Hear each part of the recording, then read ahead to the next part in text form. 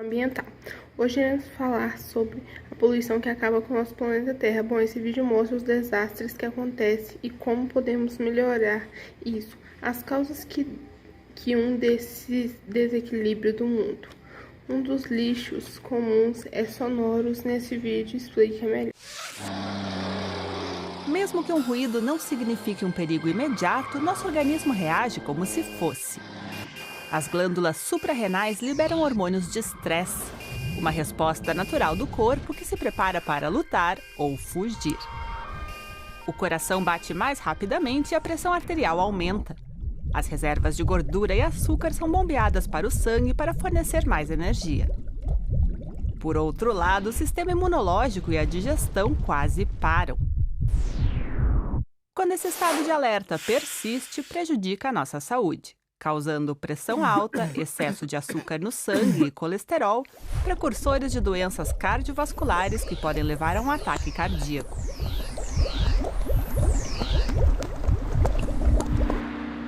Segundo dados da Organização Mundial da Saúde, 1 em cada 5 pessoas na Europa é regularmente exposta a ruídos capazes de causar danos ao organismo.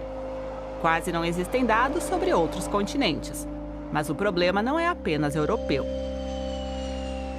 O Instituto de Acústica da Universidade Técnica de Dresden, no leste da Alemanha, analisa quando um som é considerado desagradável, ou seja, é um ruído.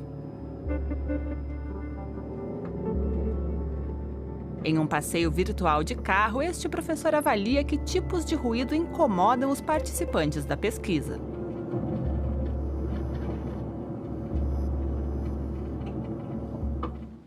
O laboratório acústico é completamente isolado, e isso inclui o chão coberto por uma rede. Praticamente nenhuma onda sonora é refletida aqui.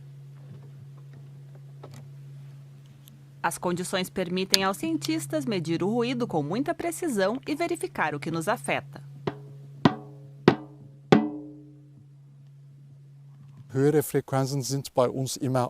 As frequências mais altas chamam mais a atenção e, por isso, são mais problemáticas para nós. Também há variação de tempo. Somos muito sensíveis às variações de tempo. Se ruídos ou fontes de ruídos forem muito variáveis, e, por exemplo, se um trem sempre passa a cada 15 minutos, mas não tem um som contínuo, isso é ainda mais problemático para nós.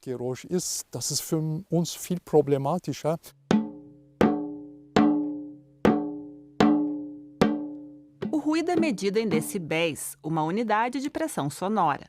Quanto maior a pressão de uma onda sonora, mais forte o som. 90 decibéis são suficientes para apagar uma vela. Um alto-falante também gera ondas sonoras.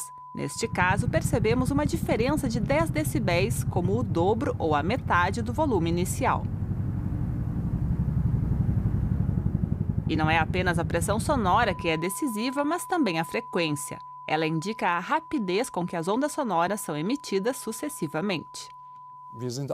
Nós, seres humanos, somos especialmente sensíveis a frequências mais altas, entre 1 e 5 kHz.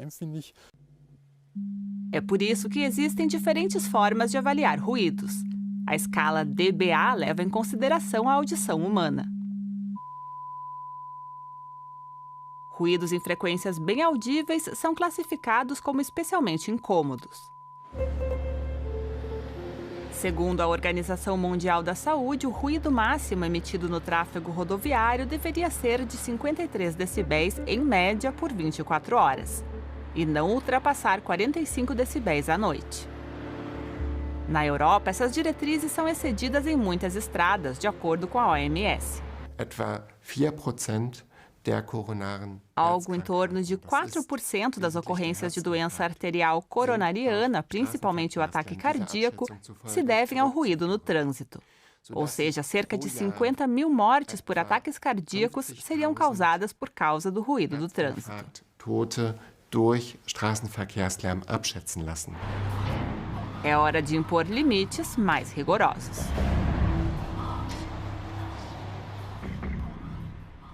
Pois é, e sobre esse assunto a gente vai falar agora com o Marcos Holtz, lá no Brasil. Ele é vice-presidente de atividades técnicas da Associação Brasileira para a Qualidade Acústica. Marcos, muito obrigado pela sua participação aqui no Futurando. A primeira pergunta que eu gostaria de fazer para você é sobre a legislação brasileira. A lei impõe limites de emissão de ruídos? Bem, olá Maurício, olá pessoal do Futurando. Aqui no Brasil a gente tem aí uma legislação federal, mas ela é mais voltada para estabelecimentos comerciais, indústrias, né? Que você pode fazer uma medição e saber se o nível de ruído está excessivo ou não. No caso do grande vilão, que a gente já sabe por documentos da Organização Mundial da Saúde, que é o tráfego rodoviário, transporte de trens e aeronáutico, a gente não tem ainda legislação específica tratando desse assunto. Algumas normas estão em desenvolvimento, né? E São Paulo acabou tendo aí uma nova lei que institui a elaboração do mapa de ruído da cidade. Esse mapa, assim, incluindo todos os modais de transporte. Então, provavelmente, a lei já foi promulgada em 2016, já tem alguns anos, e tem um limite até de 7 anos para o mapa de ruído estar todo pronto. A partir desse mapa, todo o diagnóstico pode ser feito e a gente consegue saber onde a população está ali mais exposta aos ruídos e ficando mais doente em função desses ruídos. Marcos, você já citou aí alguns exemplos, mas a minha próxima pergunta, então, é para justamente saber qual ruído é mais problemático no Brasil. Aliás, quais ruídos, né? Na reportagem que a gente exibiu há pouco, a gente viu vários exemplos aqui da Europa e eu queria saber de você aí do Brasil. Então, a gente tem a questão do ruído, ela é muito proporcional à dose, né? Então, às vezes tem ruídos que são muito incômodos, mas você não tem aquela exposição por tão longo tempo. Você imagina uma pessoa que mora na cabeceira de um aeroporto, que todas as noites acorda em função de uma decolagem, um pouso que acontece. Ou alguém que mora próximo a uma rodovia e tem aquele estresse contínuo e não consegue nem identificar que está submetido aí a esse estresse. Então, os casos mais graves são os casos de dose maior, de exposição por um longo maior de tempo. E somente através de ferramentas de diagnóstico, como mapas de ruído e monitoramentos de longo termo, que você consegue identificar onde que essa dose é maior. Por isso que esse projeto de mapa de ruído é tão importante para o país. Queria então também te perguntar sobre possíveis soluções. Você já disse aí, uma delas é o mapa. A hora que ele estiver pronto, então a coisa melhora, pelo menos aí em São Paulo. Isso, porque com o mapa pronto você faz os planos de ação, né? Então, os planos de ação, por exemplo, a cidade de São Paulo tem um planejamento de comprar veículos elétricos, ônibus elétricos, para renovar sua frota. Então, como a transição vai ser longa e vai ser comprada aos poucos, esse mapa de ruído permite que você consiga ver onde que tem mais gente exposta, onde tem mais gente com uma dose alta de exposição à poluição sonora, para priorizar o investimento nessas áreas, né? Marcos, gostaria de te agradecer muito pela disponibilidade, falar aqui com a gente do Futurando. Qualquer novidade, entre em contato então, que a gente conta aqui no programa. Logo, já tem, quem quiser ver, já tem na internet o www.mapaderuidosp.org.br.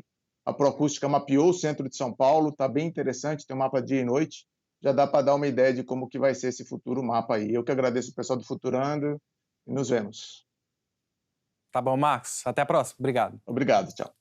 Olhemos o lixo sonoro, pois é um lixo que está presente muito no nosso dia a dia.